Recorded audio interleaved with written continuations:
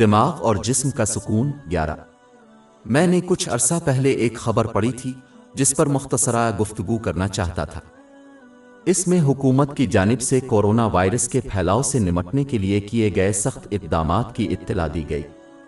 جیسا کہ لوگوں کو ایک لاک ڈاؤن قسم کے منظرنامے میں رکھا گیا ہے، اس سے مسلمانوں کو یاد دلانا چاہیے کہ وہ مستقل لاک ڈاؤن یعنی موت پر رکھے ہوئے ہیں۔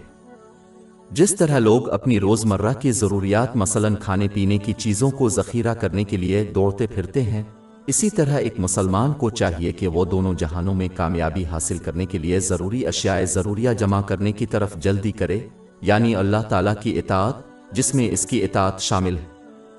حکم، اس کی ممانتوں سے اجتناب اور تقدیر کا مقابلہ روایات کے مطابق صبر کے ساتھ کرنا۔ اس کے نتیجے میں یہ یقینی بناتا ہے کہ کوئی شخص ان نعمتوں کا استعمال کرے جو انہیں عطا کی گئی ہیں ان طریقوں سے جو اللہ تعالیٰ کو خوش کرتے ہیں۔ مسلمانوں کو اسلامی علم حاصل کرنے اور اس پر عمل کرتے ہوئے لاک ڈاؤن میں رہنے کے موقع سے فائدہ اٹھانا چاہیے تاکہ وہ اپنے مستقل لاک ڈاؤن کی تیاری کریں جو کہ جلد ہی کسی نامعلوم وقت پر ہونے والا ہے۔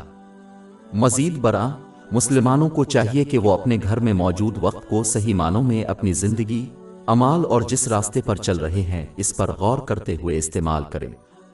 یہ سمجھنا بہت ضروری ہے کہ جو شخص اپنی زندگی کے دوران اپنے اعمال کا اندازہ لگاتا اور فیصلہ کرتا ہے خلوص نیت سے اللہ تعالیٰ کی خاطر، وہ اللہ تعالیٰ اور مخلوق کی طرف اپنے کردار کو سنوارنے کی ترغیب دیتا ہے۔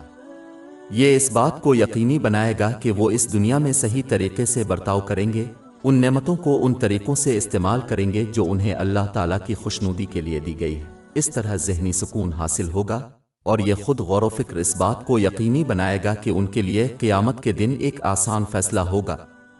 باب 16 النحل آیت 97 جو کوئی نیک عمل کرے گا، خواہ وہ مرد ہو یا عورت، حالانکہ وہ مومن ہے، ہم اسے ضرور پاکیزہ زندگی دیں گے اور ان کو ان کے بہترین اعمال کے مطابق ضرور اجر دیں گے۔